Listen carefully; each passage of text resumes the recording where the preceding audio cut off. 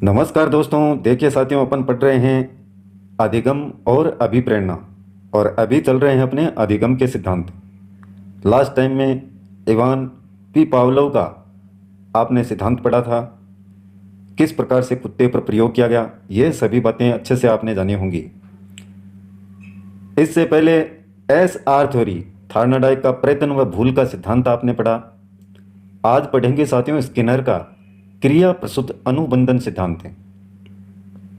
बहुत ही आसान है साथियों, पूरा वीडियो अंत तक देखेंगे तो अच्छे से आपके समझ में आएगा। देखिए साथियों, इसका नाम ये क्यों दिया, ये भी आपके माइंड में सवाल आता होगा। स्किनर का क्रिया प्रसूत अनुबंधन सिद्धांत, स्किनर ने ज़्यादा महत्व दिया साथियों क्रिया को, इसीलिए इसका नाम पड़ा क्रिया प्रसूत अनुबंधन सिद्धांत। जब आपने थार्नडाइक का SR सिद्धांत पढ़ा साथियों,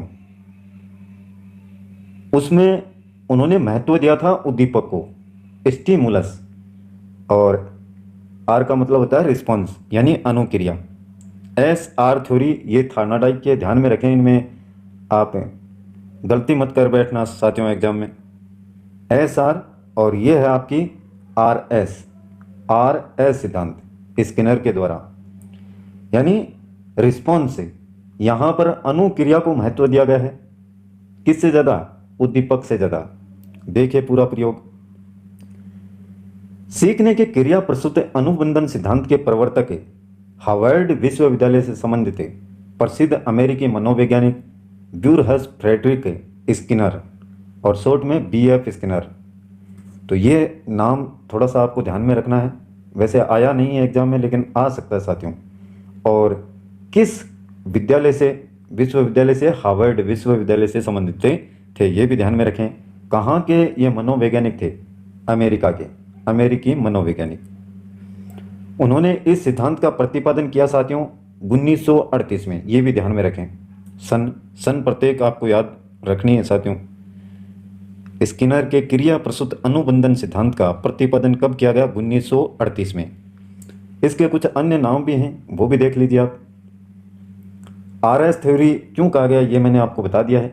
इसे सक्रिय अनुबंधन सिद्धांत, RS सिद्धांत साधनात्मक अनुबंधन का सिद्धांत, नैमित्तिक अनुबंधन सिद्धांत भी कहते हैं। तो ये अन्य नाम हैं इसके, क्यों कहते हैं ये आगे पढ़ेंगे। देखिए प्रत्येक का। BF स्किनर ने ऐच्छिक अनुक्रियाओं के घटित होने का अध्ययन किया, ऐच्छिक अपनी इच्छा से, जो प्राणी द्वारा अपने पर्यावरण में सक्रिय होने पर होती हैं। इसे ही क्रिया प्रसूत कहा गया। क्रिया प्रसूत पद का उपयोग इसलिए किया जाता है साथियों क्योंकि प्राणी पर्यावरण में सक्रिय होकर कार्य करता है, यानी अनेक प्रकार की एक्टिविटीज करता है सक्रिय होकर। क्रिया प्रसूत व्यवहार का अनुबंधन क्रिया प्रसूत अनुबंधन कहलाता है। और ये आपके NCERT में दिया हुआ है, कक्षा 11 की बुक में, प्रश्न संख्या 116 में। क्रिया प्रसूत अनुबंधन में सीखने वालों की भूमिका सक्रिय तथा महत्वपूर्ण होती है। ये पढ़ने लायक बातें हैं। देखिए, क्रिया प्रसूत अनुबंधन से तात्पर्य ऐसी अधिगम प्रक्रिया से है जिनमें पुनर्बलन के द्वारा किसी अनुक्रिया को दोहराए जाने की प्रायिकता बढ़ाई जाती है। पुनर्बलन, पुनर्बलन साथियों वो होता है जिसके द्वारा किसी कार्य को कम या ज्यादा किया जा सकता है, कम या ज्यादा। एक होता है नकारात्मक पुनर्बलन और एक होता है सकारात्मक। दोहराए जाने की प्रायिकता, किसी कार्य के कम या ज्यादा होने की संभावना क्या है, वह आपकी प्रायिकता होती है साथियों। तो दोहराए जाने की प्रायिकता बढ़ाई जाती है इससे। पुनर्बलन ज्यों ही दिया जाता है तो जो अनुक्रिया है, कर रहा है, उसमें क्या है, बढ़ने या घटने की संभावना बनी रहती है। जब इसको सकारात्मक पुनर्बलन दिया जाएगा तो यह अनुक्रिया बढ़ेगी, और नकारात्मक पुनर्बलन देने से यह घटेगी। कैसे, देखिए, जैसे साथियों आपने एग्ज़ाम दिया, बहुत ही अच्छे से मेहनत की और आपके अंक कम आ गए। जैसे एक विद्यार्थी के 10 में से 6 नंबर आए हैं और एक विद्यार्थी के 10 में से 10 आए। अब यहाँ पर अध्यापक क्या कहेगा? मान लीजिए अध्यापक का आचरण इसी प्रकार का है कि इसको तो बहुत शाबाशी दी जाती है अध्यापक के द्वारा, और इसको कहा जाता है नकारा है, तू कामचोर है, तू किसी काम का नहीं है। तो इस विद्यार्थी के लिए तो साथियों ये नकारात्मक पुनर्बलन हो गया, और इसके लिए क्या हो गया? सकारात्मक। इसको कहा गया शाबाश बेटा, तू तो बहुत अच्छा कर रहा है, तू तो सबसे आगे निकलेगा। इस प्रकार से इसको कहा जाता है। ऐसे कहा जाएगा तो ये साथियों अनुक्रिया और ज्यादा करेगा, और ज्यादा मेहनतें करेगा। यहां पर देखिए यही कहा गया है, पुनर्बलन के द्वारा किसी अनुक्रिया को दोहराए जाने की प्रायिकता बढ़ाई जाती है। प्रायिकता मैंने कहा किसी कार्य को करने की जो संभावना है वो कम या ज्यादा कितनी है, कम या ज्यादा कितनी है। तो यहां पर तो क्या है? प्रायिकता बढ़ेगी साथियों। और यहां पर नकारात्मक है तो यह क्या है? नीचे की तरफ जाएगा। उसको तो नकारा बोल दिया, उसने भी मेहनत की है लेकिन उसके नंबर कम बने हैं, तो यह नकारात्मक पुनर्बलन होता है। देखिए अब आगे देखिए, इसमें जो व्यवहार किसी ज्ञात उद्दीपक से अनिवार्य रूप से संबंधित नहीं होता है। स्किनर का मानना है कि अनेक अनुक्रियाओं के लिए उद्दीपक की उपस्थिति आवश्यक नहीं है। ये कहा है उन्होंने, उद्दीपक को इतना महत्व नहीं दिया साथियों। बहुत सारी इस प्रकार की अनुक्रियाएं होती हैं जिनके लिए किसी भी उद्दीपक की आवश्यकता नहीं होती है, ऐसा उन्होंने कहा है। और थार्नडाइक ने ज़्यादा महत्व किसको दिया? उद्दीपक को, कि भोजन सामने रखा तो वह क्रिया करेगा, अनुक्रिया करेगा। लेकिन इसने क्या कहा कि अनुक्रिया वह कर रहा है, कोई भी जीव है या छात्र है वह अनुक्रिया कर रहा है तो उद्दीपक उसको बढ़ाने का कार्य करेगा सिर्फ, ये नहीं कि वह उसको अनुक्रिया करा रहा है। अनुक्रिया पहले से कर रहा है लेकिन उद्दीपक क्या करेगा? उसको बढ़ा या घटा सकता है। कैसे? अब क्वेश्चन तो देखिए आपके माइंड में आना चाहिए साथियों कि सर बढ़ने वाली बात तो माइंड में है लेकिन ये घटने वाली बात समझ में नहीं आ रही है। घटेगा कैसे? अनुक्रिया कम कैसे होगी? बिल्कुल होगी साथियों।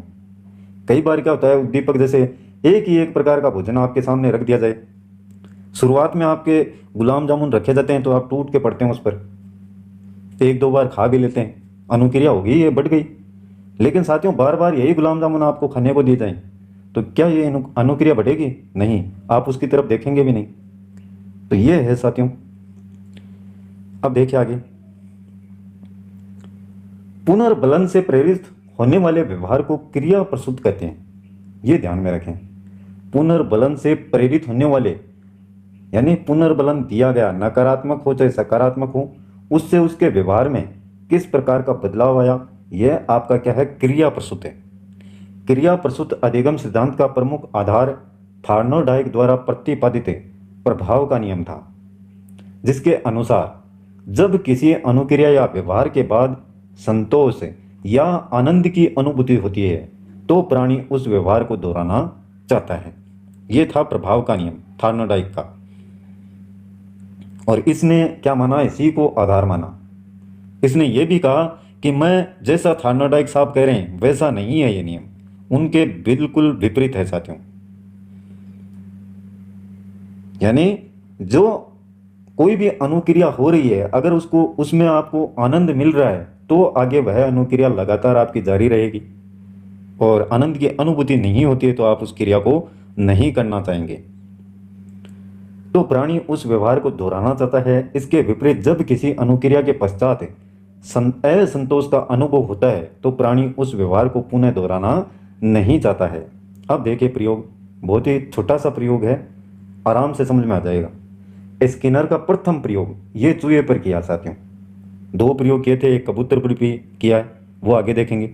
इसके सन याद रखें, प्रथम प्रयोग किया गया चूहे पर, कब किया गया? 1938 में किया गया साथियों, ये ध्यान में रखना है आपको अच्छे से। इस प्रयोग के लिए स्किनर ने एक भूखे चूहे को बार प्रेसिंग ऑपरेटर्स बॉक्स, ये आगे दिखाएंगे, देखिए आपको, बार प्रेसिंग ऑपरेटर्स बॉक्स में बंद कर दिया। प्रारंभ में चूहा बॉक्स में इधर उधर घूमता रहा तथा उछल कूद करता रहा। अब देखिए आगे इसमें, ये रहा नीचे दिखा रखा है, देखिए यही है आपका वो बॉक्स। इन्हीं गतिविधियों में बॉक्स का लीवर दब गया। वह क्या कर रहा था, उछल कूद यहाँ पर कर रहा था और लीवर दब गया, तथा घंटी की आवाज़ के उपरांत, घंटी की लीवर दबने के बाद में क्या बजी, घंटी, और उसके बाद में भोजन की तस्तरी में भोजन का टुकड़ा आ गया। चूहा भोजन को देखकर उसे खा लेता है।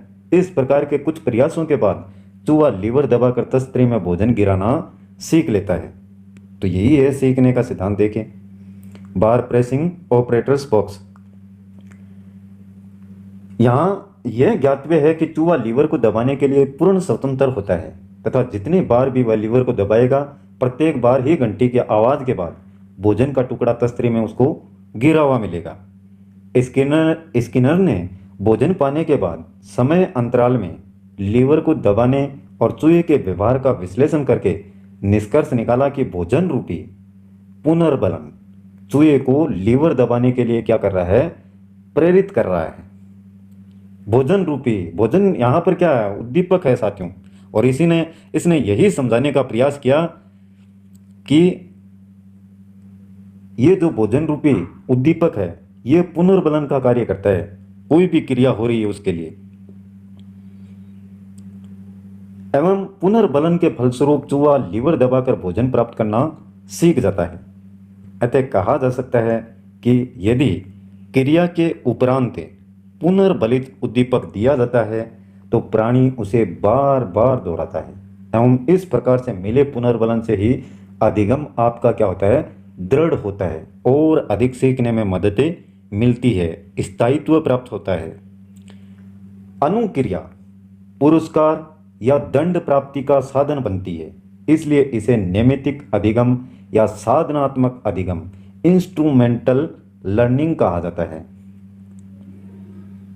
पुरस्कार या दंड प्राप्ति का साधन आपका क्या बनती है, अनुक्रिया, और इसको ही नैमित्तिक अधिगम कहा है साथियों। इसे रिक्त प्राणी उपागम भी कहा जाता है।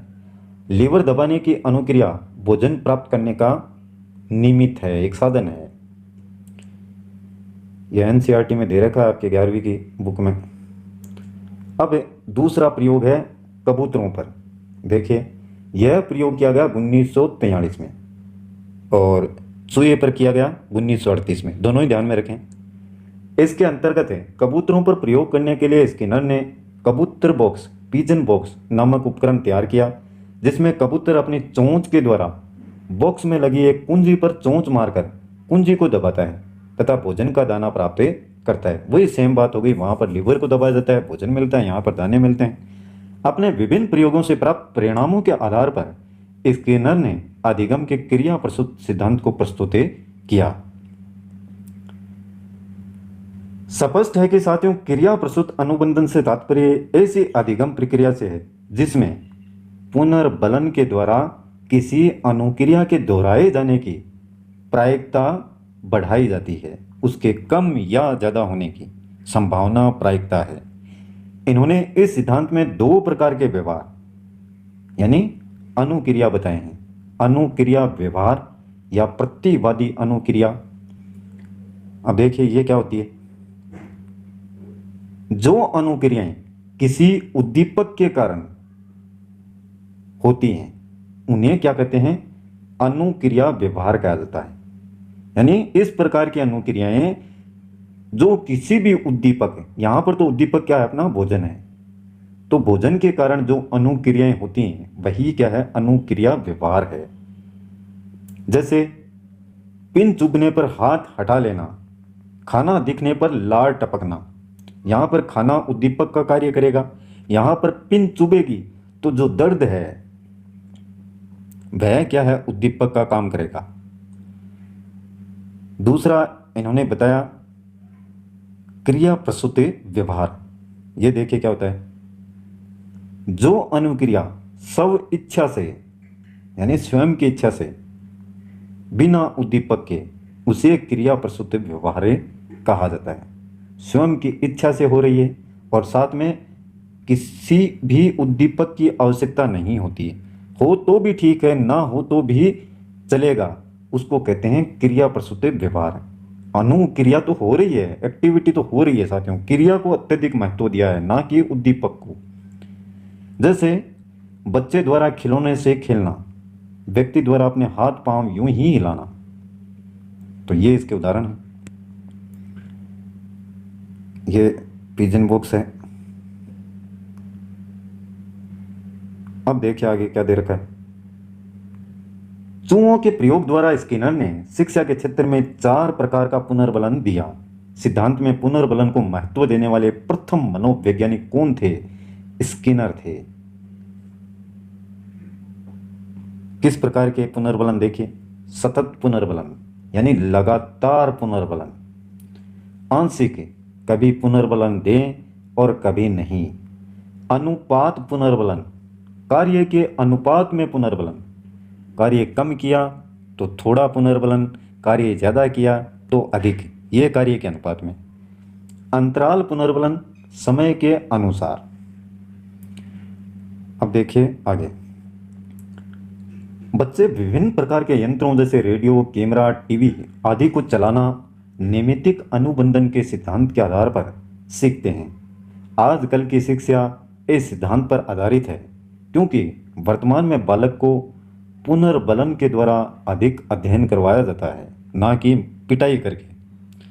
जो नकारात्मक है वो बहुत ही कम किया जा रहा है, सकारात्मक अत्यधिक प्रयोग किया जा रहा है।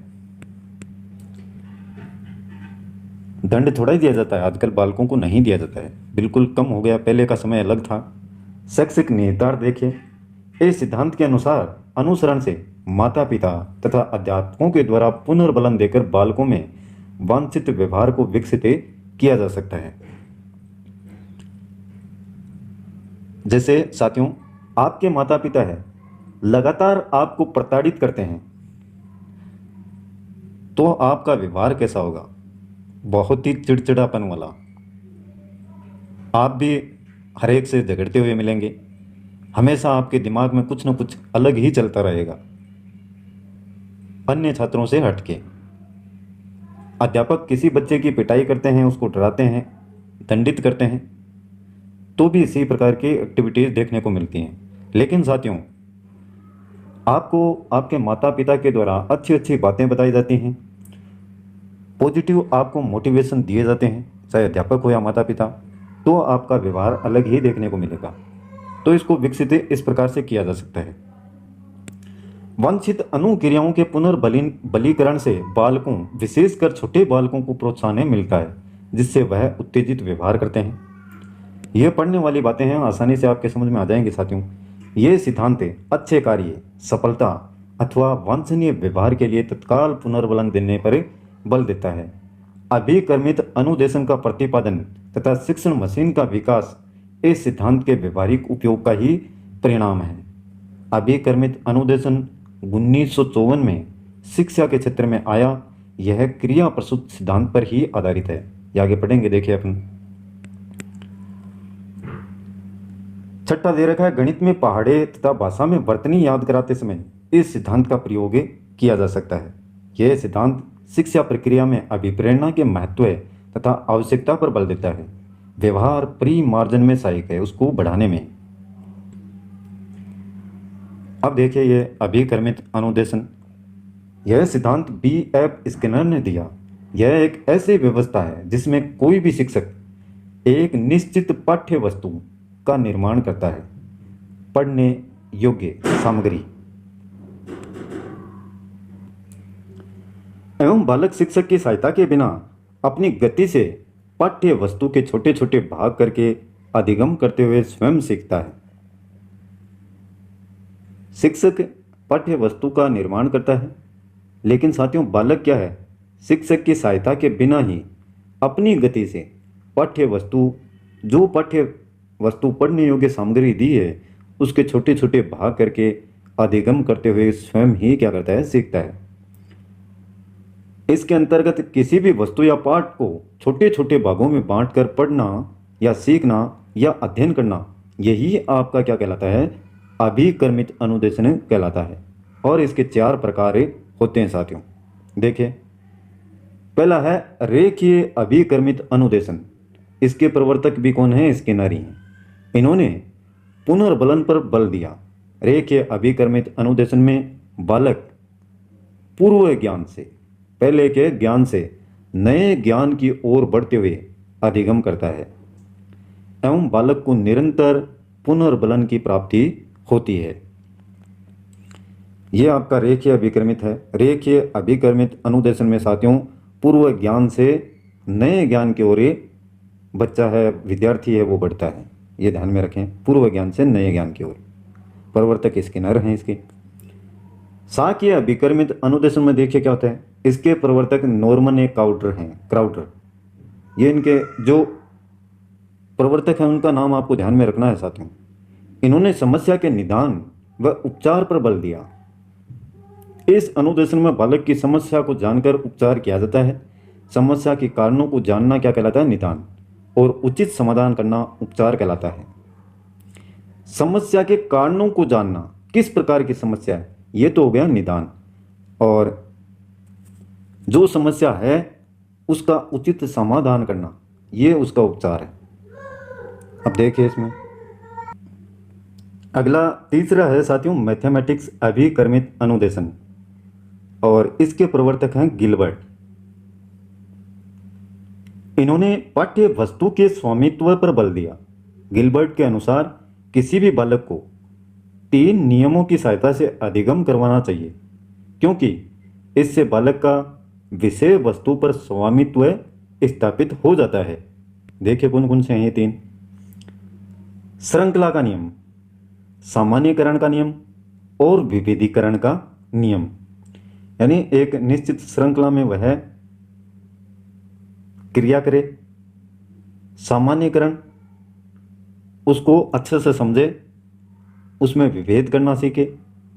तो ये 3 नियम देते, श्रृंखला का नियम, सामान्यीकरण का नियम और विभेदीकरण का नियम।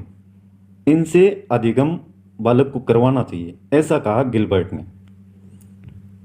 तो ये तीसरा है, ध्यान में रखें। ये मैथमेटिक्स से अभिक्रमित अनुदेशन, प्रवर्तक हैं इसके गिलबर्ट। ये मैथमेटिक्स ही है साथियों। देखिए यहाँ पर थोड़ा गलत लिखा हुआ है, ये देखिए मैथमेटिक्स प्रोग्राम्ड इंस्ट्रक्शन। और लास्ट है साथियों ये कंप्यूटर अभिक्रमित अनुदेशन।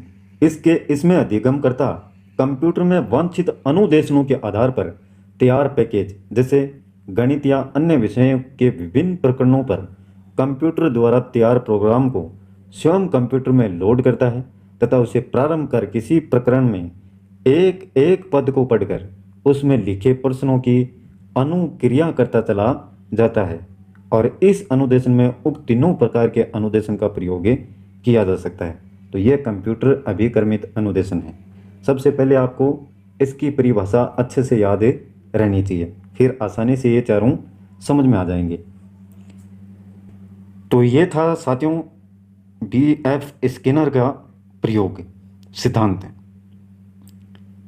आगे और भी बहुत सारे सिद्धांत हैं, पियाजे का है, हल का है, उनको भी अच्छे से पढ़ेंगे साथियों। आज के लिए बस इतना ही। कल फिर मिलते हैं एक नए वीडियो, नए टॉपिक और नई जानकारी के साथ में।